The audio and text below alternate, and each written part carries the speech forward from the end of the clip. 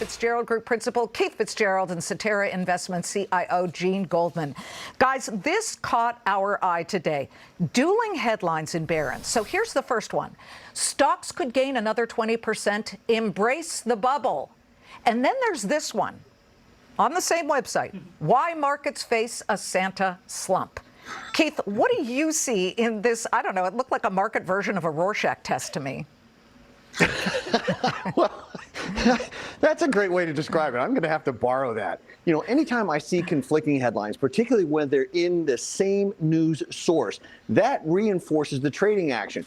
Are we up or down? Well, the answer is mixed because the markets don't know what they're doing. So it means the journalists who are covering it really don't know what they're doing. So to me, it's a sign that you just take a deep breath, you chill out, you find the great companies, and you make your bets very, very carefully. And what do you say? I mean, it feels like we're mid-race. So what do you do if you feel like we're mid-race, Keith, and we're still on the horse? Well, I think that's a good place to be in, right? Particularly if you've got the right names and the great quality names. The stuff that's out on the margins somewhere, Liz, you don't want that because it's a risk you don't need in your portfolio. But the message here, the reason why trading is the way it is today is because the markets are setting up for 2025. They're trying to ditch the names they don't want on their client reports come 12/31. They're trying to get the names they do want so that they can keep clients happy. Gene, what's your base case for early 2025? Is it sort of the remnants of a Santa slump, or is it embrace the bubble?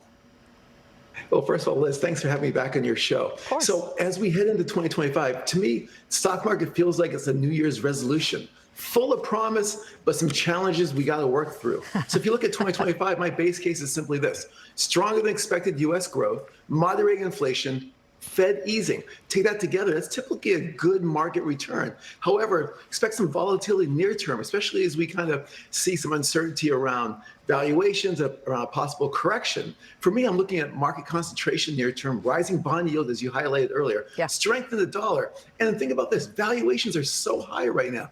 We all know today is Friday the 13th. Markets today are so jittery. You would think they just saw their price earnings ratios in the mirror. But the good news is that any pullback that we see remains a huge buying opportunity because of the reasons I mentioned before, and there's a ton of cash on the sideline ready to get in at a better price. Okay. I feel like over the past year, any dip that people got in on, and Keith, you've been pounding the table on this behavior, has been a smart thing to do. That said, Keith, there are a lot of people who are waking up and thinking, I missed the boat, I've got to pile in. Doesn't that signal to you when you've got sort of the slower money coming in that it's reaching a bit of an end or not? No, actually, having studied this my entire career, I mean, nearly 4+ decades at this point, that's the exact opposite. Whenever the FOMO crowd warms up and you're already in the game, that tends to be a tailwind. So again, to me, this is a very logical point where we find ourselves right now. Holiday trading has come in a little early. I agree with Gene wholeheartedly. The best is yet to come. You got to pick your bets carefully, but I think you don't have a lot to worry about over the next 12 months. Yeah, well, volatility has not been something to worry about. I mean, we are looking at it. I mean, give or take a pop here and there, the VIX is still below 14 at the moment. And it just, when you see, I mean, that's intraday, but if you looked at year to date, you would see that it really hasn't done that much. In fact, quarter to date down 18%, year to date up about 11%. But all right, gentlemen, so now we know how you feel. Jump in on the dips. It's a positive 2025. Where do you go from here, Gene? Where are you jumping in and what are you grabbing at? Sure. For me, it's simply this. Just where are we going to look to add risk? Be definitely selective in large growth. Valuations are extremely high in growth, but add to value, add to small cap, add to mid caps. We also are embracing alternatives to smooth out volatility. And here's the most boring thing to invest in.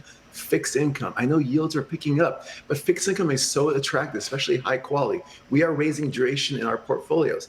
We look at the fact that there's huge foreign buyers of treasuries. We've got only 1 week this year that we've had bond fund outflows, a lot of demand. Plus, we're at 2% over inflation on the 10-year treasury yield. Pretty attractive. From a sector standpoint, we love financials. We've been saying this all year. Technology, be a little selective.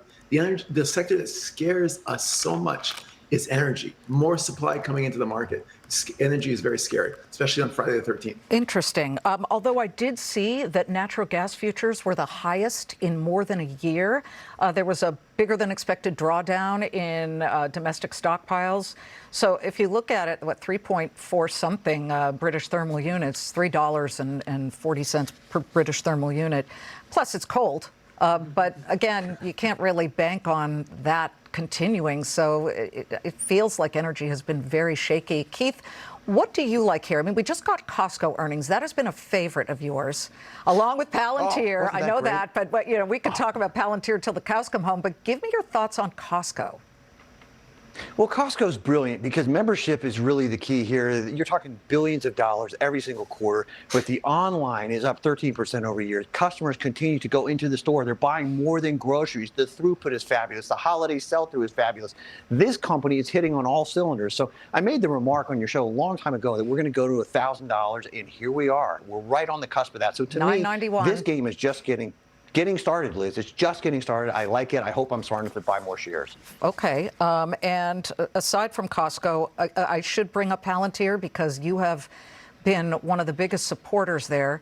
And I must say, you made it through thick and thin. You've added consistently to this position. This is one of the best performers on the S&P. Word is it's going to join the NASDAQ 100. It has gone from something like $18 to, where are we right now, 74 in a very short period of time. You take anything off the table? No, right now we're continuing to build intelligently because I think we're $100. It's not going to take much energy to get above that. I think that customers continue to run to the company. I think the executive who you had on your show here recently, CEO Alex Karp, is unapologetically, unabashedly patriotic. He knows where this is going. He understands the game he's playing, and he is absolutely out for the shareholders. You don't see that very often. So when you find a company like this, I say you want to get on, you want to ride to the buzzer, just like at the rodeo. Oh, it's great to see you both. Keith and Jean, wishing you a very happy holiday if I don't see you between now and then. Thank you.